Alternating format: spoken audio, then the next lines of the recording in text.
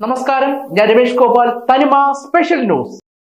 Operation തൂഫാനിന്റെ ഭാഗമായി MDMA ലഹരിക്കേസിൽ അറസ്റ്റിലായ 2 അധ്യാപികമാർക്കെതിരെ പൊതുവിദ്യാഭ്യാസ വകുപ്പ് കർശന നടപടികൾ സ്വീകരിച്ചു. പേരാമ്പ്ര BRCയിലെ അധ്യാപികരായ കീർത്തനയെ പിരിച്ചുവിട്ടു. കാവ്യക്കെതിരെയും ഉടൻ നടപടി സ്വീകരിക്കുമെന്ന് പൊതുവിദ്യാഭ്യാസ ഡയറക്ടർ പറഞ്ഞു. പോലീസ് അന്വേഷണത്തിൽ ലഹരിമരുന്ന് വാങ്ങാൻ ആഗ്രഹിക്കുന്നവരിൽ നിന്നും പണം സ്വീകരിച്ച് MDMAയുടെ ലൊക്കേഷൻ കൈമാറുന്ന ഇടനിലക്കാരായാണ് ഇരുവരും പ്രവർത്തിച്ചതെന്നാണ് കണ്ടെത്തൽ. ഇതേ കേസിൽ നേരത്തെ കീർത്തന അറസ്റ്റിലായതിനു പിന്നാലെ തുടർ അന്വേഷണത്തിലാണ് കാവ്യയെയും പോലീസ് പിടികൂടിയത്. വിദ്യാഭ്യാസ സ്ഥാപനങ്ങളുമായി ബന്ധപ്പെട്ട ജീവനക്കാർ ലഹരിക്കേസിൽ ഉൾപ്പെട്ടത് അതീവ ഗൗരവത്തോടെയാണ് സർക്കാർ കാണുന്നതെന്ന് വിദ്യാഭ്യാസ വകുപ്പ് വ്യക്തമാക്കി. കേസിന്റെ അന്വേഷണം പുരോഗമിക്കുകയാണ്. കുറ്റം തെളിയുന്ന സാഹചര്യത്തിൽ സർവീസ് ചട്ടപ്രകാരമുള്ള കൂടുതൽ നടപടികളും ഉണ്ടായേക്കും. അധ്യാപകർ സമൂഹത്തിന് മാതൃകയാകേണ്ടവരാണ്.